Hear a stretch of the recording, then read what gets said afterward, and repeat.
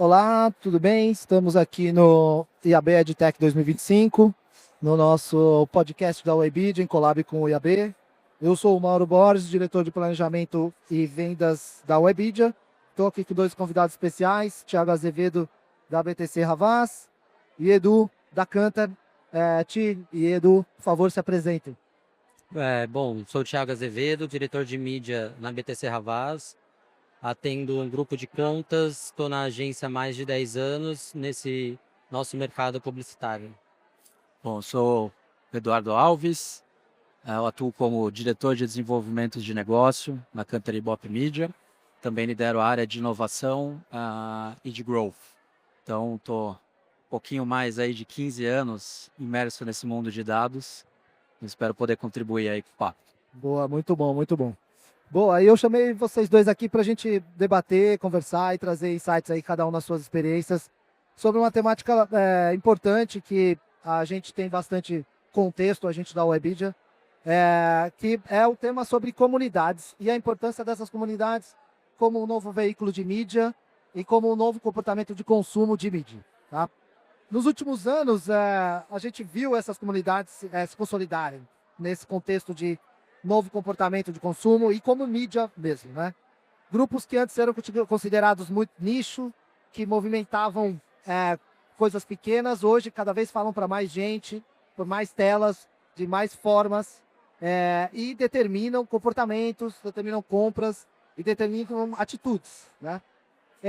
A minha intenção aqui com vocês é um pouco discutir o quão relevante tem sido de fato essas comunidades e como as marcas e as agências de publicidade e os anunciantes, obviamente, podem trabalhar melhor esses ambientes, esses momentos de consumo, de uma forma que gere diálogo, gere pertencimento, gere conversa, que na minha opinião, hoje cada vez mais tem sido uma busca das marcas, de se sentir pertencentes, de se sentir participantes das conversas e obviamente, gerando contextos para vender melhor, para gerar mais lembrança. Então, nesse contexto todo, queria entender, Ti e Edu, vocês trouxessem assim, como vocês enxergam essa transformação dos últimos anos aí, vou até potencializar para não ficar tão longe, uma coisa mais pós-pandemia, mas como vocês enxergam esse comportamento novo de consumo e de uso dessas comunidades para essas tendências?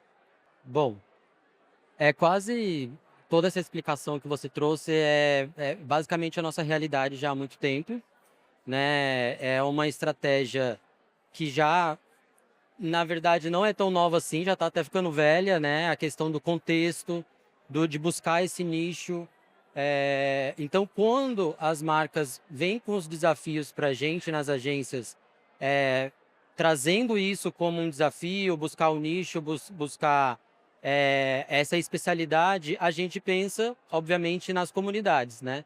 Para trazer toda essa expertise, essa conexão na hora de comunicar a marca. Isso traz um resultado muito melhor mesmo para as marcas, pois a marca entra em contato com a comunidade, com a forma de falar, como a pessoa quer ouvir aquela comunicação e cada vez mais se apropria de conteúdo e de pautas que antes não era entendido como um desafio de marca, e sim só como um desafio de entretenimento, talvez.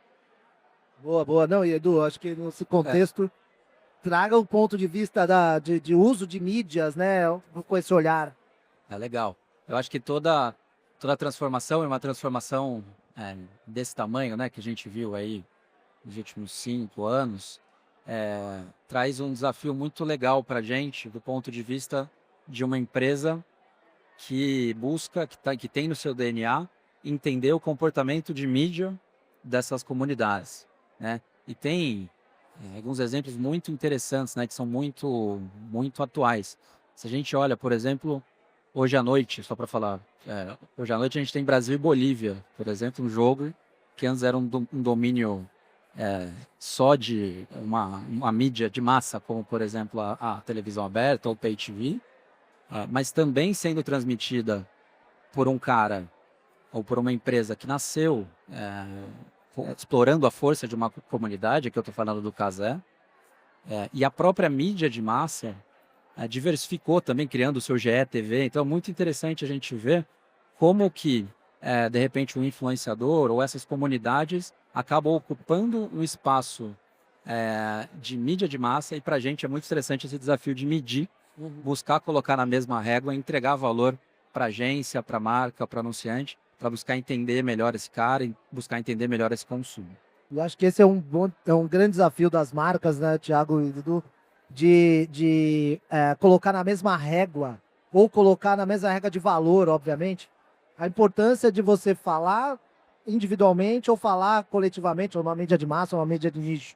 E eu fico pensando, Thiago, você vê que isso, como você bem disse, é uma coisa antiga para quem trabalha na indústria de comunicação, Sim. mas é relativamente tendência para as marcas que estão buscando se sentir pertencente. Mas queria o seu olhar, assim, tipo, você entende que as marcas estão de fato entendendo a importância dessas comunidades, de falar com profundidade? Sim, com certeza já estão entendendo. O exemplo usado do Cazé é perfeito, assim, que a gente viu uma comunidade crescer de um tamanho como cresceu e virar a mídia de massa, né? Então as marcas elas estão atentas a isso e elas estão atentas a descobrir a próxima que pode crescer desse tamanho, né? E se aproximar dessa tendência ou dessa comunidade que hoje é um nicho e crescer junto com ela. Então, isso provavelmente é o que mais está passando na cabeça dos anunciantes hoje em dia. Legal. Achar esse nicho que vai crescer. Não, legal. E Edu, você acha que tem um jeito de caçar isso pensando em dados, assim, pensando em olhar da forma como vocês leem dados, leem comportamentos? Você acha que tem alguma mágica, algum contexto específico para isso? Bom, mágica certamente não tem. Sem dúvida, sem dúvida. O que tem é muita conversa com as agências, com os anunciantes, com as plataformas, com veículos. A gente está hoje em 64 países, a Country Bop Media. Na América Latina a gente está em 11. Eu brinco que a gente tem 2.000, 3.000 pessoas no Brasil obcecadas por descobrir esse consumidor, entender os comportamentos. Então, assim, a gente levanta da cama pensando nisso, vai dormir pensando nisso. Então, não existe uma mágica, mas é legal a gente poder, as conversas com as agências são sempre muito ricas nesse sentido, antecipar alguns movimentos, né? Então, essa manhã, por exemplo, a gente falou bastante sobre TV 3.0, DTV Plus aqui no evento no EAB, e vai ser muito interessante também acompanhar essa mudança da televisão, que ela vira mais digital. E sendo mais digital, ela também abre um espaço para N anunciantes que hoje, marcas, né, que hoje não costumam ocupar o espaço da televisão, também ativar. E aí um espaço para quantas marcas a gente está vendo aqui atrás, que são marcas, de repente, de nicho, mas que vão poder usar a força da segmentação da TV. Estou tendo agora uma palestra sobre isso, inclusive enquanto a gente fala aqui, mas a força da segmentação da TV para ativar essas comunidades digitais. Então, se a gente há 10 anos atrás, para ir mais longe, pensar que, por exemplo, a gente ia ter canal 100% dedicado a games, por exemplo, e a gente sabe que uma comunidade gamer é uma das mais ativas, né, com programação 24/7, poderia ser uma coisa inimaginável, né? Então, legal, é muito bacana a gente poder estudar, antecipar as tendências e conversar com as agências, marcas, ou aqui com num evento tão importante como esse do EAB também.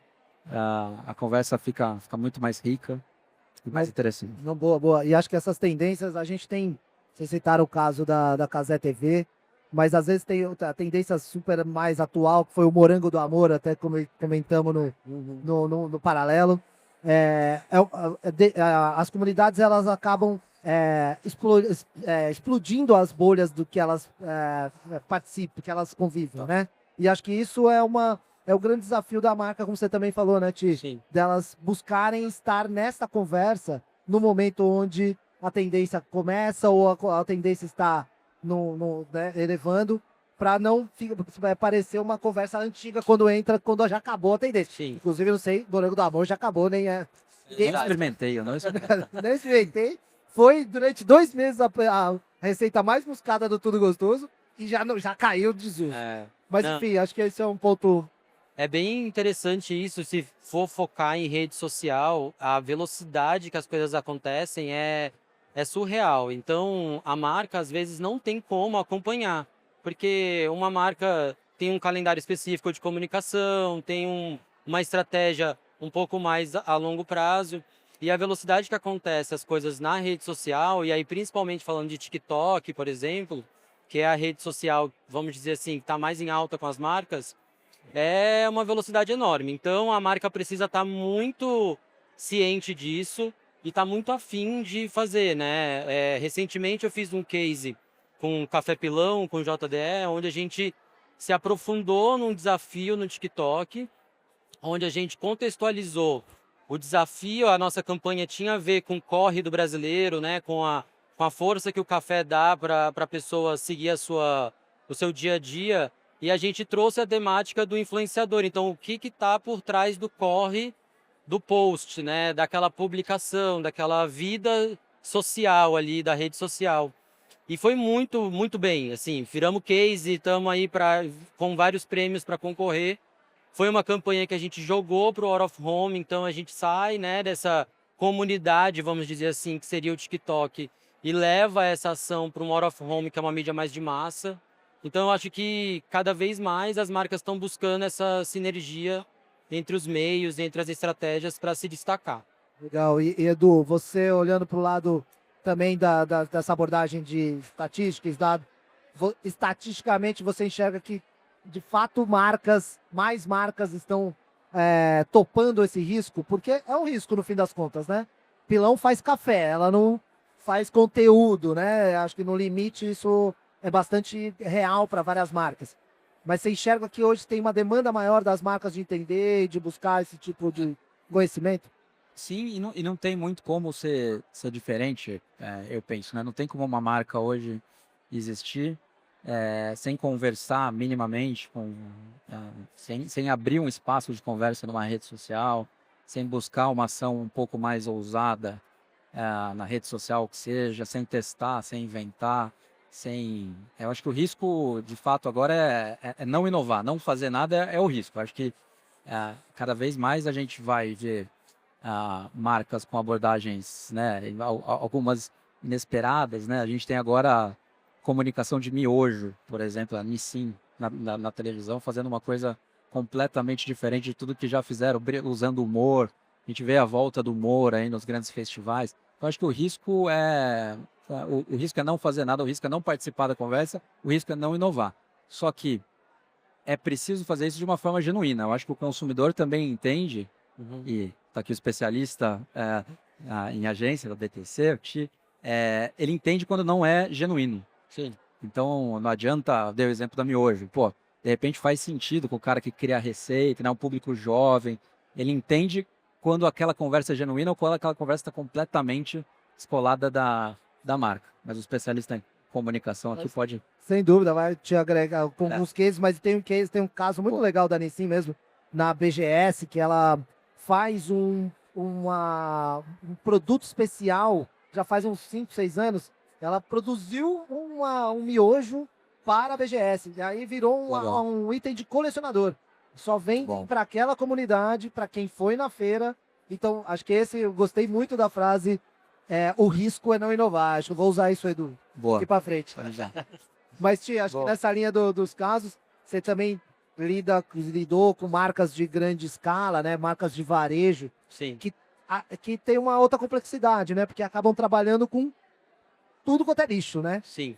Quão complexo é para essas marcas fazer essa conversa? Assim, você identifica que eles também estão tentando entrar nesse tipo de abordagem para se tornar reais, né, referência em algum momento dentro de algumas comunidades? Bom, quando a gente fala de varejo alimentar, que é a experiência maior que eu tive, é mais complexo. Assim, eles estão muito focados em mais mídia de massa, em entender as ofertas da semana e o que aquilo vai virar de vendas, e esse é o business, assim. Mas eu já vi alguns casos de varejos, enfim, de outros tipos, onde existe sim uma preocupação em construir marca, que eu acho que está muito atrelado a esse desafio das comunidades, né? Então, a construção de marca mais a longo prazo, ela se faz muito bem feita dentro de uma estratégia de comunidade, né? E de marcar a presença naquilo, de criar o seu contexto próprio, como a Nissin fez, né? Que você comentou agora. Então, isso vira ícone, né? Isso vira emblemático. Então, eu acho que dessa forma, eu acho que combina. E aí sim, eu já vi algumas marcas, tipo Samsung, tipo marcas de varejo de outros segmentos que sim faz. Legal, legal. E aí, eu também, Edu, trazer a parte de mensuração. Acho que explorar um pouco nisso. E o Thiago, obviamente, também, mídia digital, né, raiz, Sim, sempre muito focado no ROI, no, no CPM, no CPC, no CTR. Mas, assim, meu ponto aqui é como as métricas que hoje existem, estão disponíveis, elas podem ajudar esse olhar da marca de olhar para o resultado de uma ação de comunidade, não só diretamente por um resultado de venda, que obviamente é fundamental, importante, mas também para essa construção de narrativa, para a construção de melhoria de percepção, ou até mesmo do que você falou, Edu, de ser real, né? Como é que momento que ele se percebeu? Será que foi que dado que ele usou, né? É. Para falar assim, tipo, ó, a gente antes só vendia miojo na gôndola. Agora a gente está fazendo um miojo para um grupo específico. Isso é bom, isso é ruim. Então queria entender o seu. Eu acho seu que, feed. que é interessante também, e a medição hoje possibilita isso, é a gente entender um pouco como se conectar, em qual momento da jornada se conectar com esse cara, em qual momento da jornada faz mais sentido se conectar com esse cara, de que forma, claro, com qual mensagem, mas também, por exemplo, em qual device. Então, esse cara consome, de repente, um público no TikTok, consome, de repente, mais uma tela pequena, em que horário do dia ele faz isso? É mais de manhã, à noite, à tarde? Da mesma forma, né? A gente vê as plataformas de streaming abrindo também, agora praticamente todas, a experiência com publicidade. Então, pô, eles preferem a tela grande, é a tela menor, você assiste com outra pessoa, você assiste sozinho. Então, é interessante entender a jornada, né, desse consumidor, a experiência dele com outros devices, com outras mídias, para aí sim a gente conseguir entregar a mensagem certa, da forma correta, de uma forma que vá de fato trazer resultado. Então, tem sido bem interessante a gente estudar esse movimento entre todas as telas e aí em diferentes plataformas. Acho que para você também você podia trazer uma experiência aqui de planejar uma ação de marca, né, que permeie essas multiplataformas, multitelas.